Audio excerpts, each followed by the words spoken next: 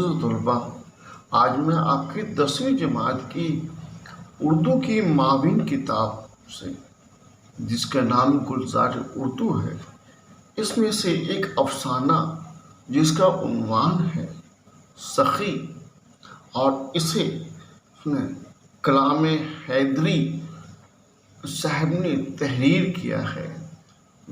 मैं अशरफ हुसैन मोलिम high school पर मसीहा आपके सामने ये अफसाना मैं पेश करने जा रहा हूँ।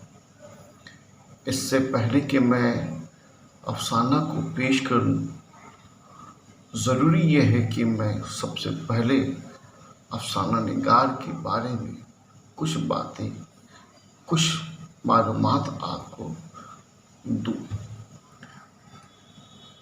जनाब मोहम्मद कलामुल हक साहब, जनाब मोहम्मद कलामुल हक साहब नाम है। असल नाम मोहम्मद कलामुल हक हैदरी और कलमी नाम कलाम हैदरी का है। आपकी पैदाइश 2 अप्रैल 1930 ईस्वी में बिहार के मुंगेर, सुबह बिहार के मुंगेर में हुई, और आपका इंतकाल 3 फरवरी 1994 ईस्वी को बिहार के गया में हुआ। आपने इब्तदाई तालीम एटा, जो उत्तर प्रदेश में वाक़ है, वहाँ से की। इसके बाद आपने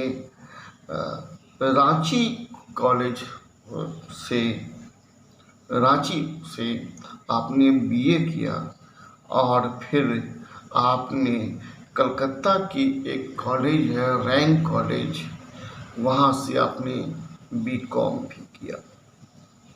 इसके बाद पटना यूनिवर्सिटी पटना से आपने उर्दू में एमए की डिग्री ली। मुलाजमत की जब की बात करते हैं तो आपने सबसे पहले डिग्री कॉलेज पूर्णिया में आपने दर्स व तदरीस का काम शुरू किया।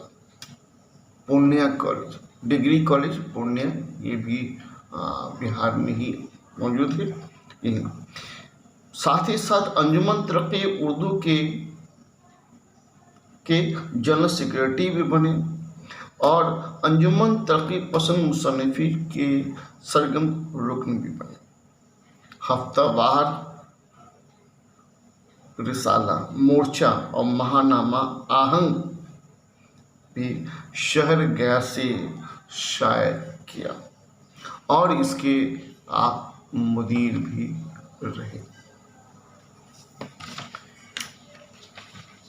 आपने कई अफसाने भी लिखे। इन अफसानों में बेनाम गलियां 1955 ईस्वी में शाया हुई। इसके बाद सिफर, अलिफ लाम मीम, गोल्डन जुबली, फराज इदारा, मज़ामिर, रोशनी की ज़मानत और आहंग आपके अफसानी मजमूए। साथ में एक अदबी तबसरा भी किया बर्मिला के नाम से।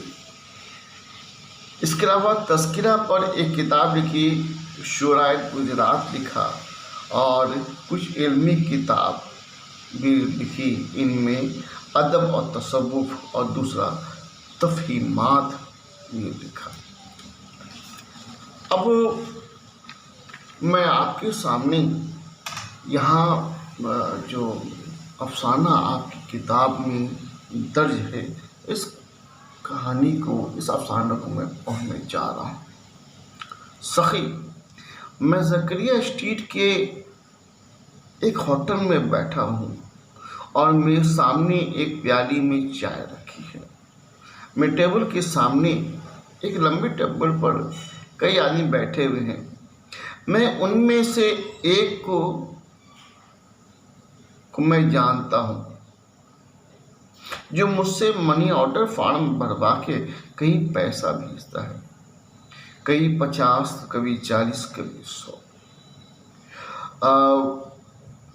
प्यारे तलबा, यहाँ पर मैं एक बात अर्ज करना चाहता हूँ कि कलकत्ता शहर में ऐसे कई अफराद हैं, क्योंकि यहाँ बेशुमार फैक्ट्रियाँ हैं और इन फैक्ट्रियों में बेशुमार लोग काम करने वाले हैं और ये लोग घरों पर पैसा भेजते हैं, मनी ऑर्डर करते हैं और मनी ऑर्डर के लिए उसमें किसी भी इंसान की ज़रूरत पड़ती है, ख़ास कर पढ़े लिखे इंसान की ज़रूरत पड़ती है और ये गरीबों की ये मदद इस तरह से हो जाया करती है कि वो ये पैसे वो घर भेज देता है और उसके फॉर्म वो कोई भी शख्स भर देता है और साथ में उसको उसकी उजरत भी मिल जाती है, यानी कि फॉर्म भरने वाले लोगों को भी इसकी उजरत मिल जाती है और जिसको भेजा गया उसको आसानी से भी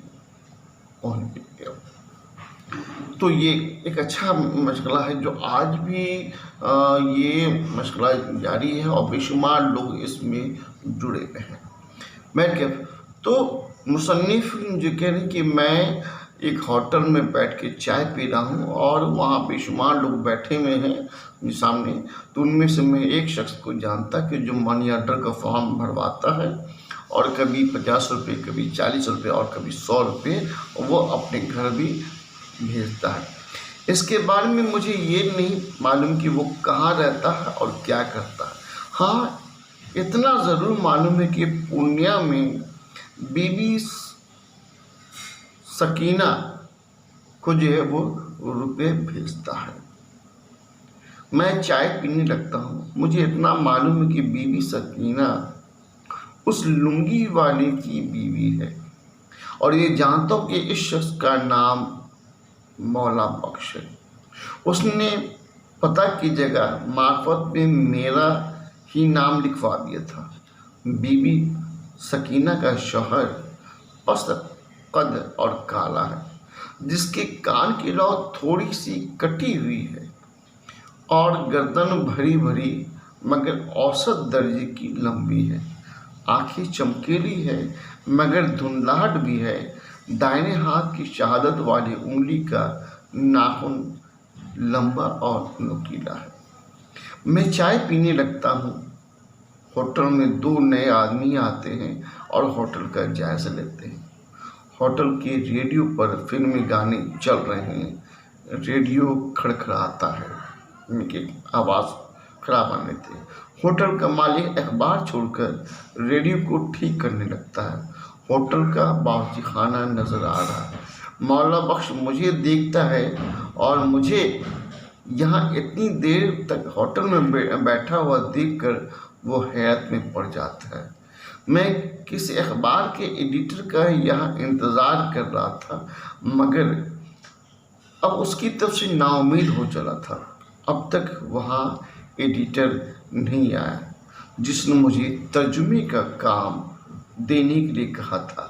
मैंने सोचा था कि काम ठीक होती ही उससे एडवांस मांग लूँगा ताकि कुछ दिन ज़करिया स्ट्रीट की होटलों में गुजार सकूँ। इस वक्त मुझे मौला बख्श की बीवी का ख्याल आया कि उसकी कोई बच्चा है या नहीं। मेरा दिल चाहा कि मैं मौला बख्श से उसके बारे में पूछूं, मगर फिर मुझे ये ख्याल कि मोहब्बत नज़र आने लगा। वो दोनों नए आने वाले शीरमार और सीख कबाब खा रहे थे। वो एडिटर अब नहीं आएगा। मैंने इसके इंतज़ार में 4 दिन गंवा दिए। इतने दिनों में कोई ट्यूशन ही तलाश कर सकता था। 3 बज चुके हैं मगर एडिटर नहीं आया है। 3 रुपये 14.5 आने की तकरीबन जुदा होने के बाद, यानी कि इतने पैसे ख़त्म हो गए, एडिटर नहीं आया, तो अब क्या होगा। अब मेरे पास फ़कत 6.5 आने हैं। 6 पैसे यानी कि 1.5 आने भी जुदा होने वाले हैं। मैं चाय पे चाय मंगा रहा हूँ। ये नई चाय, नई प्याली मुझे डेढ़ आने से महरूम कर देगी और मेरी जेब में 5 आने रह जाएंगे और कलकत्ता शहर और ये ज़करिया स्ट्रीट और ये दिलकश होटल। मौला बख्श अपनी जगह से उठकर मेरे पास आता है और बताता है कि वो कल मनी ऑर्डर कराने मेरे पास आएगा। मैं वादा करता हूँ कि कल उसे मिलूँगा और सोचता हूँ कि कल सुबह तक मेरी जेब में 5 आने रहेंगे या नहीं। मैं अपनी कोठरी की चौकी पर लेटा हूँ। मेरे तकिए पर 2 आने पड़े हैं। मुझे भूख लग रही है। मैं तकिया उठाकर 2 आने जेब में रख लेता हूँ। मैं सोचने लगता हूँ कि ट्यूशन तलाश करूँ, फिर इत्मीनान से नौकरी की तलाश करूँगा। फिर मुझे अपनी अंग्रेज़ी की डिक्शनरी बेचने का ख्याल आया, जिससे दिल को तक़वियत मिलती है। और मेरे सामने हसीन बड़ी दुकान पूर्णिया मौला बख्श 60 रुपये। अब भी मौला बख्श का मनी ऑर्डर लिख चुका हूँ और इसके साथ ही साथ कोठरी से बाहर निकलता हूँ। मौला बख्श मुझे बता रहा है आज मालिक ने जल्दी बुला लिया है, इसलिए वो मनी ऑर्डर नहीं भेज सकेगा और मैं उसे अपनी खिदमत पेश कर देता हूँ कि मैं ये मनी ऑर्डर भेज दूँगा और वो मान जाता। मेरी जेब में 60 रुपये हैं और मनी ऑर्डर फॉर्म है। अब मैं ट्यूशन की तलाश में जा रहा हूँ। मैं रिक्शा के बजाय पार्क सर्कस में एक औसत दर्जे के होटल में शिरमाल को देख रहा हूँ, जो बहुत ही मुलायम, लजीज और खूबसूरत नज़र आ रही है। मेरे जहन में अब एडिटर का ख्याल नहीं। मैं सोचता हूँ कि इस होटल तक मैं कैसे आया। होटल की रौनक बढ़ती जा रही है। कोई ट्यूशन नहीं मिली, नौकरी नहीं मिली तो क्या होगा। और फिर मुझे सकीना का ख्याल आया, जिसके 60 रुपये मेरी जेब में पड़े हैं और मनी ऑर्डर फॉर्म मैंने टुकड़े टुकड़े करके गमले में डाल दिया था। मैं शीरमाल खाने लगा। मैंने सोचा अगर मैं मौला बख्श से 125 रुपये उधार मांगता तो वो दे देता, लेकिन उसके सामने हाथ फैलाने पर मुझे ज़िल्लत महसूस हो रही थी। इसके बाद मैं कबाब खाता हूँ, नौकरी तलाश कर रहा हूँ। मैं फुटपाथ पर खड़ा थकन दूर कर रहा हूँ। मेरी जेब में 22 रुपये कुछ आने हैं और सकीना को मनी ऑर्डर भी अभी तक नहीं मिला। मैं सोचता हूँ 22 रुपये से कई रोज़ कट सकते हैं। मैं आगे बढ़ता जाता हूँ।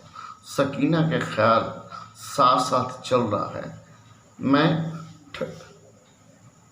थेर रोड पर पहुँच जाता हूँ, जहाँ मुझे ट्यूशन के लिए बुलाया गया था। ये नाखुदा मस्जिद है। ज़करिया स्ट्रीट के दरवाजे पर स्ट्रेचर पे एक लाश पड़ी है और उसके कफन दफन के लिए चंदा इकट्ठा किया जा रहा है। मैं लाश पर नज़र डालता हूँ। वहाँ मुझे मुर्दा मौला बख्श नज़र आता है। मौला बख्श, मैं हल्के से उसका नाम लेता हूँ। सकीना के पास मनी ऑर्डर पहुँचने से पहले ये खुदा के यहाँ पहुँच गया। मैं आवाज़ लगाने वाले नौजवान से इस हादसे के बारे में पूछता हूँ, ये कैसे मरा? तो मुझे पता चला कि ट्रक से कुचल के मरा। ये मौला बख्श है, जिसकी कफन दफन के लिए लोग आने चादर पर फेंक कर जा रहे हैं। मेरा हाथ जेब में जाता है। 22 रुपये कुछ आने इस चादर पर फेंक कर मैं आगे बढ़ जाता हूँ। वो अपील करने वाला नौजवान मुझे गौर से देखता है। मैं मुड़ के देखता हूँ। वो नौजवान मुझे अब भी गौर से देख रहा है। तो इस तरह से ये अफसाना सखी मुकम्मल हुआ। अज़ीज़ तलबा, मैं आपसे गुजारिश करूँगा कि आप अपनी दरसी किताब में मौजूद इस अफ़साना सखी का आप मुताला करें, क्योंकि मैंने इस अफ़साने के यहाँ एक तलख़ीस सुने मैंने पेश की है, मुकम्मल अफ़साना पेश नहीं किया है।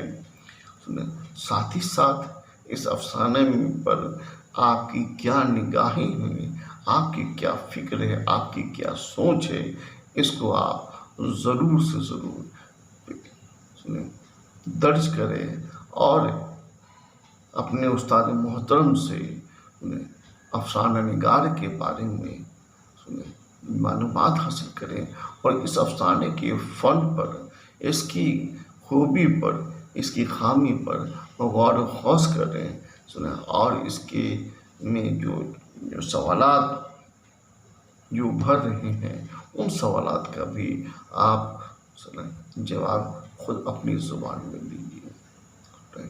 उम्मीद करता हूँ कि आपको ये अफ़साना पसंद आया होगा।